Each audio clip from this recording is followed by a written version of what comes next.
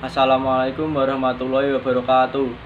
Saya Devano Kansa Ukama dari kelas 11 MIPA 4 nomor presensi 8 akan melaksanakan ulangan mata pelajaran Pendidikan Pancasila dan Kewarganegaraan secara lisan melalui video.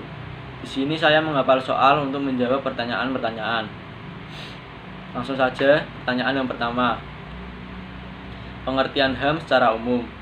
Hak asasi manusia atau HAM adalah hak dasar yang dimiliki manusia sejak lahir. HAM berlaku kapanpun, dimanapun, dan kepada siapapun. HAM tidak dapat diganggu-gugat karena merupakan anugerah yang dimiliki oleh setiap manusia. Pertanyaan yang kedua, pengertian HAM secara khusus. Yang pertama, oleh John Locke, bahwa HAM adalah hak yang langsung diberikan Tuhan kepada manusia sebagai hak yang dikodati, serta HAM bersifat mendasar dan suci. Yang kedua oleh Profesor Darji Darmodiarjo, bahwa HAM adalah dasar atau hak pokok yang dibawa manusia sejak lahir sebagai anugerah Tuhan Yang Maha Esa, serta hak asasi ini menjadi dasar dari hak dan kewajiban-kewajiban yang lain.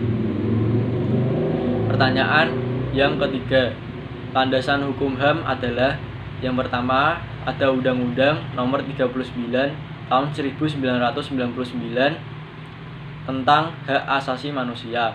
Yang kedua ada Undang-Undang Nomor 26 Tahun 2000 tentang pengadilan hak asasi manusia. Yang ketiga ada Keputusan Presiden Nomor 181 Tahun 1998 tentang Komisi Nasional Anti Kekerasan Terhadap Perempuan. Pertanyaan yang keempat, macam-macam HAM dan contohnya adalah yang pertama ada hak asasi pribadi atau personal right. Contohnya hak kebebasan mengutarakan atau menyatakan pendapat. Yang kedua ada hak asasi politik atau political right. Contohnya hak untuk membuat dan mendirikan partai politik. Yang ketiga ada hak asasi hukum atau legal equality right. Contohnya hak untuk mendapat pelayanan dan perlindungan dari hukum. Yang keempat ada hak asasi ekonomi atau property right. Contohnya hak untuk mendapat pekerjaan yang layak. Yang kelima ada hak asasi peradilan atau procedural right. Contohnya hak untuk mendapat perlakuan baik dalam hukum. Yang keenam ada hak asasi sosial budaya atau social culture right. Contohnya hak untuk mengembangkan budaya sesuai bakat dan minat seseorang. Pertanyaan kelima, pelanggaran HAM adalah setiap perbuatan seseorang atau kelompok tertentu termasuk aparat negara yang secara hukum mengurangi, membatasi, atau mencabut HAM seseorang atau sekelompok tertentu yang dijamin oleh Undang-Undang Hak Asasi Manusia berdasarkan mekanisme hukum yang berlaku. Pertanyaan ke-6, bentuk pelanggaran HAM yang sering muncul biasanya terjadi dalam dua bentuk, yaitu diskriminasi dan penyiksaan.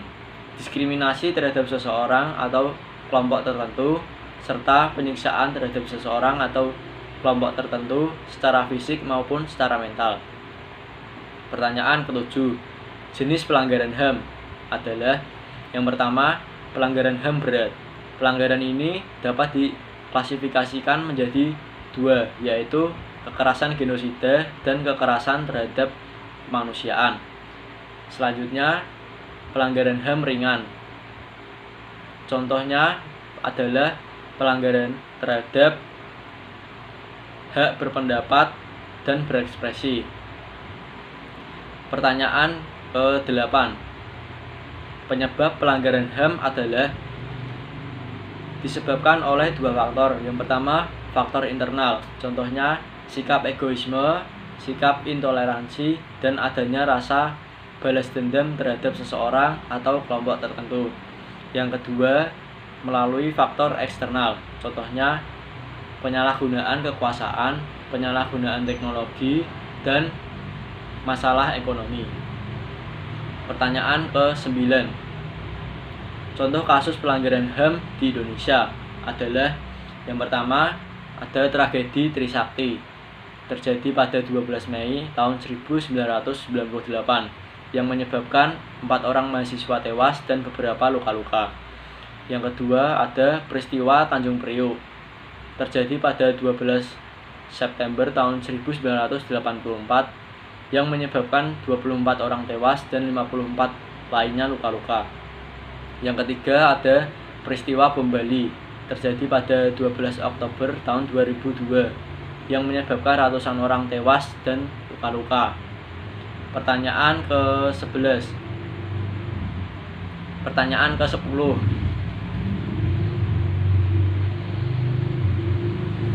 Upaya penegakan HAM di Indonesia adalah yang pertama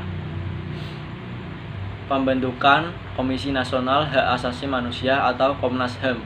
Yang kedua, dibentuknya Undang-Undang tentang Hak Asasi Manusia, yaitu Undang-Undang Nomor 39 Tahun 1999. Yang ketiga, dibentuknya Komisi Perlindungan Perempuan. Pertanyaan ke-11. Pencegahan pelanggaran HAM di Indonesia adalah yang pertama, melalui pendidikan karakter yang dilaksanakan di setiap institusi pendidikan di Indonesia. Yang kedua, meningkatkan persatuan dan kesatuan melalui sebuah kegiatan. Yang ketiga, melakukan pengawasan dalam penegakan hak asasi manusia di negara Indonesia. Pertanyaan terakhir. Hak asasi manusia di dalam nilai-nilai Pancasila.